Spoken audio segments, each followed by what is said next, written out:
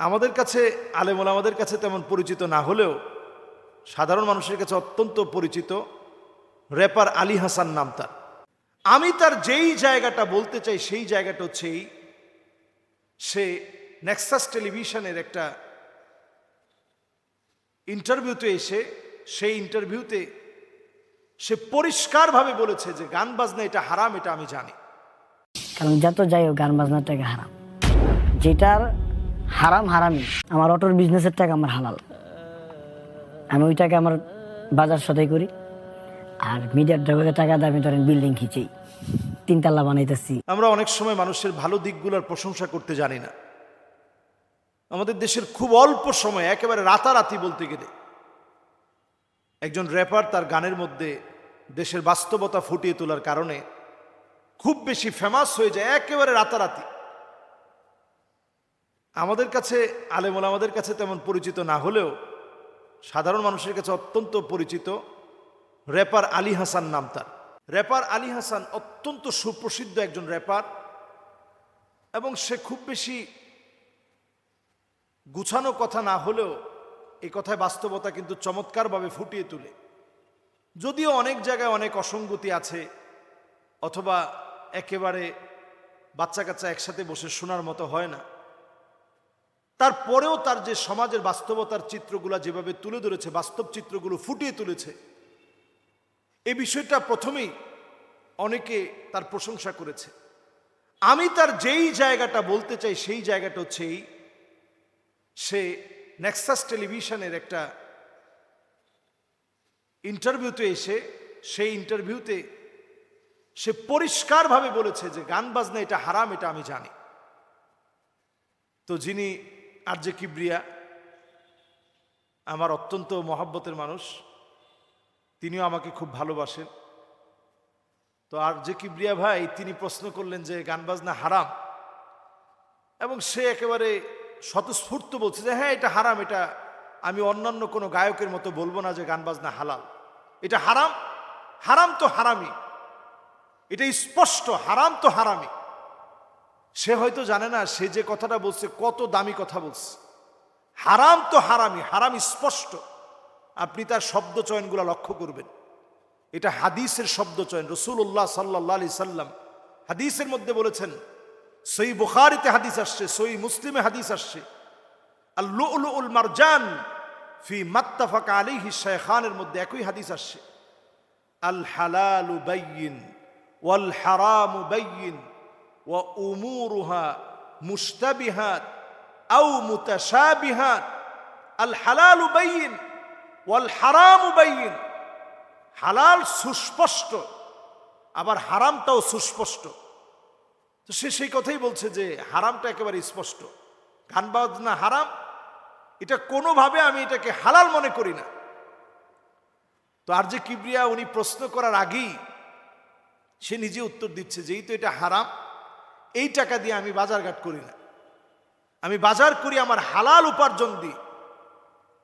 যেহেতু গান বাজনাটা হারাম, এটা দিয়ে যে উপার্জিত টাকা পয়সাগুলো আসে, আমি এটা দিয়ে তিনতলা একটা বাড়ি করতেছি। তো এই জায়গায় ওনাকে আমি প্রথমে প্রশংসা করার পর এই জায়গায় বলবো যে ভাই, কাসবুর রজুলি বিয়াদিহি, হাত দ্বারা উপার্জিত টাকা, যেটা আপনি ব্যবসা বাণিজ্য করে ইনকাম করছেন, আপনি নিজেও বলেছেন যেটা দিয়ে আপনি বাজার করতে চান যে হালাল আমি খাবো, শুধুমাত্র আপনি হালাল খেলেন, বাসস্থানটা আপনি গড়লেন হারাম টাকা দিয়ে, আপনি হারামের মধ্যেই পড়ে যাচ্ছেন।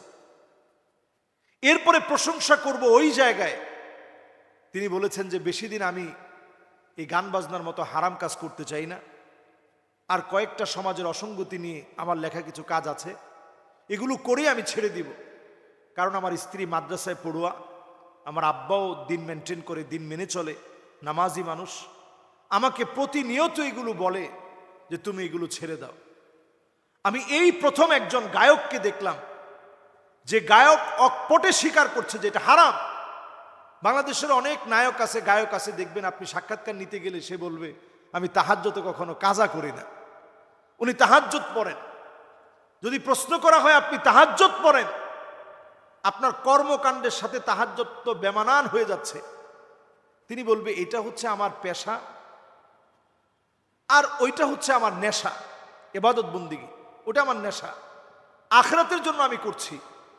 আপনি দুনিয়া আখিরাত কি জিনিস আপনি বুঝেন নাই। রব্বানা আতিনা ফিদ দুনিয়া হাসানা ওয়া ফিল আখিরাতি হাসানা ওয়া কিনা আযাবান নার। আপনি একটা ছাড়া আরেকটা পাবেন না।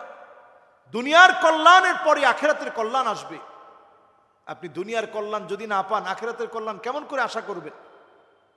দুনিয়ার জীবনে আপনি সাফল্য অর্জন করলেন, আখিরাতের জীবনে আপনি সফলতা অর্জন করলেন, আপনি সফল। জাহান্নামের আযাব থেকে আপনি মুক্তি পেলেন, আপনি সফল। সবচেয়ে বুদ্ধিমানদের দোয়া হচ্ছে রব্বানা আতিনা ফিদ দুনিয়া হাসানা ওয়া ফিল আখিরাতি হাসানা ওয়া কিনা আযাবান নার। আল্লাহ, আপনি আমাকে দুনিয়ার কল্যাণ দান করেন, আখিরাতের কল্যাণ দান করেন, জাহান্নামের আগুন থেকে আল্লাহ আপনি আমাকে মুক্তি দান করেন। এটা সবচেয়ে বুদ্ধিমানদের দোয়া। সম্মানিত ভাইরা, এই জন্য আমরা যারা যেই কর্মে আছি, প্রত্যেকটা কর্ম, আপনি একজন ডাক্তার, আপনি একজন ইঞ্জিনিয়ার, আপনি একজন আলেম, আপনি একজন ব্যারিস্টার, আপনি যেই পদে আছেন, আপনি একজন টিচার, আপনি আপনার কাজটা মনোযোগের সঙ্গে করেন, নীতি নৈতিকতার সঙ্গে করেন, আপনি সওয়াবের অন্তর্ভুক্ত হবেন। আর যেই কাজ শুরু থেকে হারাম, মুকদ্দমাতুল হারামে হারামুন, সূচনা লগ্ন থেকে যেই কাজ হারাম, যেই কাজ মানুষকে ফাহেসার দিকে আহ্বান করে, অন্যায়ের দিকে মানুষকে ডাকে, এই কাজ আপনি নিজে যেমন ছেড়ে দিতে হবে, মানুষকেও সেই কাজ থেকে বিরত রাখতে হবে। এটা ইমানদার প্রত্যেকের দায়িত্ব। র্যাপার আলী হাসান ভাইকে আমি একথা পরিষ্কার বলতে চাই, আপনার গানের ভিতরে, আপনার গানগুলোর ভিতরে যেভাবে সমাজের অসঙ্গতি তুলে ধরা হয়েছে, সাথে যে মিউজিকগুলো রয়েছে, এই মিউজিকগুলোই আপনার এই সুন্দর কর্মকাণ্ড ধ্বংস করে দেওয়ার জন্য যথেষ্ট, আখিরাতের জীবন নষ্ট করে দেওয়ার জন্য যথেষ্ট। এজন্য আপনি যে সঠিক সিদ্ধান্ত নিয়েছেন, আপনাকে বলবো আপনি এগুলা বাদ দেওয়া দরকার নেই। মিউজিক বাদ দিয়ে বরং আপনি সমাজের অসঙ্গতিগুলো মিউজিক ছাড়া আপনি সুন্দর ভাষায় কয়েকজন মিলে, যেটা অনেকটা একটা রিদম তৈরি করবে, কয়েকজন মিলে যখন গাবে একটা রিদম তৈরি হবে, শুনতেও ভালো লাগবে। এই কর্মকাণ্ডগুলো আপনি চালিয়ে যান। আর পাশাপাশি ইসলামের জন্য আপনি কিছু কাজ করেন। আপনি একজন মুসলিম হিসেবে দায়িত্বশীল হয়ে যে কথা বলেছেন, তার দায়িত্বভার আপনি গ্রহণ করেন।